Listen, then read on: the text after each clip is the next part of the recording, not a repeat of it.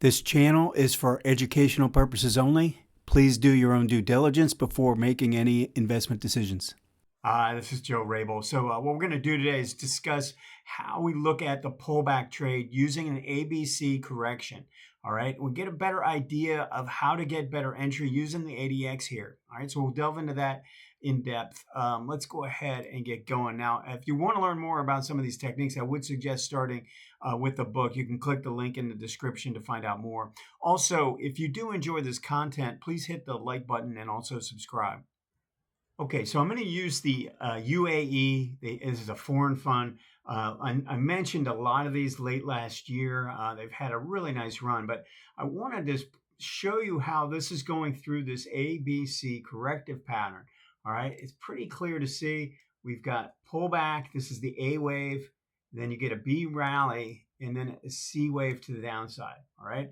Now we want to evaluate and try to evaluate each one of these. And you can see what happened to MACD. MACD made a move down, and then it rallied up and formed a pinch, and then came back down and made a lower low. All right. That is following the path of the price action. All right. I don't have a real problem with that. Now, if one of the things I like to look for is when I'm looking at this ABC, I want to see how strong the sellers are during this phase. Okay. Now, typically what I'll do is I'll evaluate the strength to the upside using the higher time frame monthly. Now, I want to make sure you understand this about ADX. This is a little tutorial that you really need to understand. If you notice what's taking place in the UAE, you're getting these big, huge tails that have formed. All right, where inter-month you're making a massive move to the downside, and then by the end of the month you come all the way back and close near the high. That happened 2 times, right here and right here. Okay, now this is considered negative ADI, negative DI. All right, in other words, the negative DI wins for the month on both of these because of this huge drawdown. Remember, ADX does not care where you close. That's not how it's calculated. It's looking at the high-low range, all right? And then it doesn't really matter where it closes inside that range. So if there's a big range to the downside prior to more than the prior period low, then it's going to be counted as negative DI.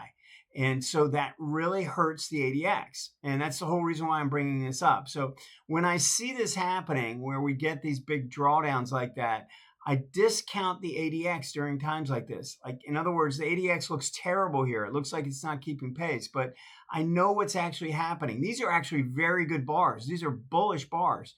They're opening, coming down to support, and buyers are stepping in and bringing it all the way back up to the high. Both of those bars should be counted as very, very bullish. Yet the way the ADX is calculated, it can't take it into account. All right. So we have to understand how ADX is calculated so that we know when to really pay attention to it and when maybe not to pay as much attention. Now, green DI is doing okay. It's staying above and in the area of the 25 line, and it's staying above the red. So I'm really okay with this side of the equation. It's this side that we're focusing in on right now, which is this ABC coming back down. Now, there's a couple things to keep in mind. There is no crossover of the moving averages yet. We don't have, we're not seeing the 18 crossing down below the 40 at this point. We don't have MACD all the way down to the 0 line yet, right? We have a very low ADX reading, which is showing that during this decline, the sellers are just not that strong.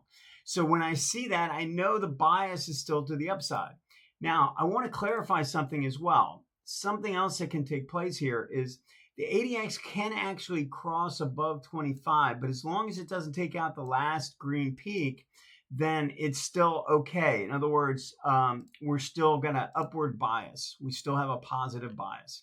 All right, but in this situation, what I would be doing is drawing a trend line on price and waiting for a trend line break. And the reason is that we don't have a strong sell side, no velocity to the downside based on the MACD. MACD is holding above the 0 line. And we don't have a lot of strength in the sellers based on the way this ADX line is reading and the fact that the red DI hasn't even been able to really break out above the last any of these green peaks. So with all that into account, I know that I can play a trend line break. I call this a trigger 1 in my course. All right. Now, where it gets a little more interesting is if this doesn't break the trend line and it comes back down again it makes another lower low. Now, we're still going to be evaluating the MACD. We're still going to be evaluating the ADX. But we could get into a situation where the 18 crosses down below the 40, and if the MACD crosses down below the 0 line, then we know that we're not going to take the trend line break anymore. That's not our operative signal. We're going to want to see the trend line broken, but then we're going to look to play something more like a higher low or something like that. We're going to need a little bit more evidence. We might be playing a pinch. Okay, that could be the second entry where you break the trend line and then pull back, and the pinch holds, meaning this holds the signal line on a pullback. If we have that, as long as this ADX stays low and red DI isn't doing anything, then we can play it that way. All right, so we want to make sure you understand that if we get into a situation where we make we've made an A, B, C correction, right? Now we're rallying back up. Now, if this makes a higher low here, that would be very bullish. If we came back down and tested this area and then turned back up, then we'd have pretty nice evidence. So we want to be buying as this is breaking back above that prior high. Now, if that comes in the form of a pinch, then we can buy it in anticipation that we're going to break above. In other words, we buy ahead of that break. But if it's a deeper pullback and it's a little sharper and there's overrun in the MACD, then we want to wait for this to take out this prior high. All right.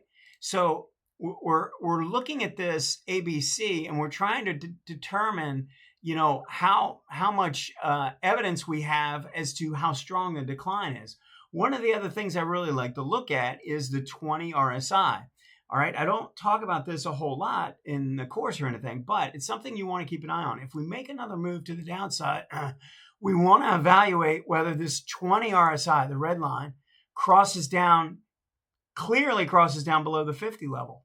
If that does, then we know that we're probably in for something that's going to take longer. All right. We're not going to really want to play an immediate reversal back to the upside based on that. So it's good additional evidence to go along with the ADX and the MACD, and something really simple you can keep an eye on. If this 20 RSI comes down to like 45 on a pullback, where we make another lower low, then we know we're in for something, again, that's going to take longer to turn the corner. Now, another thing to keep in mind is that we've got a little bit of distance between here and the 18-month line. All right. So it's very possible this is going to take a little bit longer. This is going to consolidate a little bit longer. We want to evaluate those waves. As long as the waves stay kind of inside the low of this wave, then I think we're in position to set up for another up move. All right. So these are all the things that I'm looking at as I'm going through individual stocks, the market, the indices, as well as these ETFs, and trying to see how is this ABC working. So keep an eye on these. If you get an ABC where the C wave shows no strength in the sellers like this, then you know that you could be on the lookout for something a little bit more aggressive if the MACD holds above the 0 line. All right. So use that. And also one other thing that you want to keep in mind is during these corrective patterns, if we get a corrective pattern down here, all right, and it starts to turn back to the upside, we can use the smaller time frame daily to help us. Now, this ETF is really not helping. There's a lot of volatility. And when I look at this, I just don't think this time frame is going to help us a whole lot. We've got a whole bunch of gaps, all right, just based on the fact that it's a foreign fund. We get all these gaps that are taking place. And it's really kind of diminishing the importance of this indicator. Kind of like what happened here. I also have to do the same thing here. I kind of have to discount what's taking place. Almost want to discount what's taking place in the MACD just because it's gyrating all over the place. All right. But if you have a U.S. stock that is showing strength to the upside on the daily chart, then we can anticipate a trend line break. There's nothing wrong with being a little bit more aggressive if the ADX on this time frame is showing strength ahead of the trend line break. All right. We can go ahead and do that if we want. Now, all of this is all contingent on your own personality. How aggressive of a trader do you want to be? Do you want to be early, or would you rather have more confirmation? And these are all different ways that you can do this. You can trade off the low of an ABC correction if you're real aggressive. You can wait for the trend line break, which I think is, more of the high probability signal in this situation. Or even if you don't have overrun, you could wait for confirmation by waiting for the first pullback where the 18 is cupping around. That's always where you're on the right side of the turn. All right, is buying the pullback to a right to where the 18 is starting to turn to the upside. So I've mentioned this a lot in videos on these pullbacks. You know, you want to be to the right side of the turn. Right now, this is still declining right now, but because there's been no strength to the downside, I'm willing to play the trend line break. But again, if you want to play the right side of the turn, you can always look for the pullback on this weekly chart, pullback in the form of a pinch. And if it holds that 18 and turns back to the upside, then you're going to have a pretty good signal. All right. Let me know if you have any questions. We'll see you next time.